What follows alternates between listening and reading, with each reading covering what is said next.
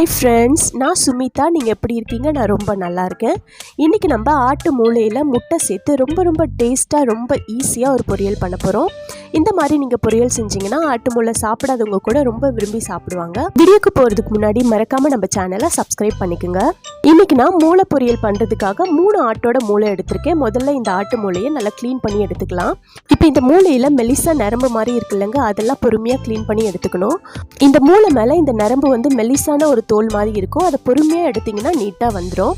இந்த ஆட்டு மூளை உடம்புக்கு ரொம்ப நல்லதுங்க. ஆனால் நம்ம எப்படி க்ளீன் பண்ணி சமைக்கிறோன்றதுல தான் இருக்குது.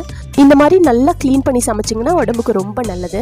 இப்போ பாருங்கள், லைட்டாக தான் எடுக்கிறேன், ஆனால் அது அழகாக வந்துடும். பாருங்கள், இந்த மாதிரி நீட்டாக க்ளீன் பண்ணி எடுத்துக்கலாம். இப்போ நான் எல்லா மூளையும் க்ளீன் பண்ணி எடுத்துட்டேன். இப்போ இதில் தண்ணி ஊற்றி நல்லா கழுவி எடுத்துக்கலாம். சும்மா லைட்டாக கழுவி எடுங்க, ரொம்ப பிசைஞ்செல்லாம் கழுவிடாதீங்க, லைட்டாக கழுவி எடுத்தால் போதும். இப்போ இந்த மூளையை கொஞ்சம் பெரிய துண்டாகவே நான் கட் பண்ணி எடுத்துக்கிறேன். நம்ம சமைக்கும் போது அது நல்லா உடஞ்சிரும், அதனால் நம்ம பெரிய துண்டாக கட் பண்ணாவே போதும்.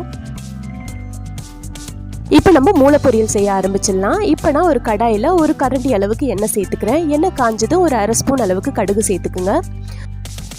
கடுகு நல்லா பொரிஞ்சதுக்கு அப்புறமா இதில் கொஞ்சமாக கொத்தமல்லி கருவேப்பிலை சேர்த்துக்கிறேன். இப்போ நான் 2 பெரிய வெங்காயத்தை பொடியாக கட் பண்ணி வச்சுருக்கேன். அந்த வெங்காயத்தையும் சேர்த்துட்டு 4 பச்சை மிளகாவை கட் பண்ணி சேர்த்துக்கிறேன். இப்போ இந்த வெங்காயம், பச்சை மிளகாய், கருவேப்பிலை எல்லாம் நல்லா வதங்கட்டும். அந்தளவுக்கு வதக்கி விட்டுக்கலாம். இப்போ வெங்காயம் ஓரளவுக்கு வதங்கினதுக்கு அப்புறமா இதில் 1 ஸ்பூன் அளவுக்கு இஞ்சி பூண்டு பேஸ்ட் சேர்த்துட்டு அதையும் சேர்த்து நல்லா வதக்கி விட்டுக்குங்க.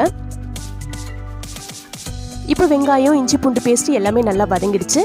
இப்போ இதில் அரை ஸ்பூன் அளவுக்கு மிளகாய் தூள் சேர்த்துக்கிறேன். 1/4 ஸ்பூன் அளவுக்கு மஞ்சள் தூளும் 1/4 ஸ்பூன் அளவுக்கு கரம் மசாலாவும் சேர்த்துட்டு நல்லா வதக்கி விட்டுக்குங்க. இந்த மிளகாய் தூள், கரம் மசாலா எல்லாம் எண்ணெயில் நல்லா வதங்கணும், அந்த அளவுக்கு நல்லா வதக்கி விட்டுக்கலாம். இப்போ நம்ம க்ளீன் பண்ணி வச்சுருந்த மூளையை சேர்த்துட்டு ஒரு வாட்டி நல்லா மிக்ஸ் பண்ணி விட்டுக்குங்க. நல்லா மிக்ஸ் பண்ணி விட்டுட்டு இப்போ இதில் சின்ன கிளாஸில் ஒரு 1/4 கிளாஸ்க்கும் கம்மியான அளவு தண்ணி சேர்த்துக்குங்க. தண்ணி சேர்த்துட்டு நல்லா மிக்ஸ் பண்ணி விட்டுக்குங்க. இப்போ தேவையான அளவு உப்பு சேர்த்துக்கலாம். நான் ஒரு அரை ஸ்பூன் அளவுக்கு தூள் உப்பு சேர்த்துக்கிறேன். உப்பு சேர்த்துட்டு நல்லா மிக்ஸ் பண்ணி விட்டுட்டு மூடி போட்டு ஒரு நிமிஷத்துக்கு நல்லா வேக வச்சு எடுத்துக்கலாம். 1 நிமிஷத்துக்கு அப்புறமா ஓப்பன் பண்ணிவிட்டு நல்லா ஒரு வாட்டி மிக்ஸ் பண்ணி விட்டுட்டு இன்னும் 1 நிமிஷத்துக்கு மூடி போட்டு வேக வச்சு எடுத்துக்கலாம். இப்போ மூளை நல்லா வெந்து வந்திருக்கும். இப்போ நம்ம முட்டையை சேர்த்துக்கலாம். நான் இன்றைக்கி 3 முட்டை உடச்சி சேர்த்துக்கிறேன். முட்டையை உடச்சி ஊற்றிட்டு உடனே மூளையோடு சேர்க்க வேண்டாம். நல்லா மிக்ஸ் பண்ணி விட்டுட்டு முட்டைக்கு தேவையான உப்பு சேர்த்துக்கலாம். கொஞ்சோண்டு சால்ட் சேர்த்துக்கிறேன். இப்போ இந்த முட்டையை அப்படியே மிக்ஸ் பண்ணி நல்லா வேக விடலாம். முட்டை இப்படியே நல்லா மிக்ஸ் பண்ணிகிட்டே இருந்தீங்கன்னா பொடி மாஸ் மாதிரி ஆகிடும்.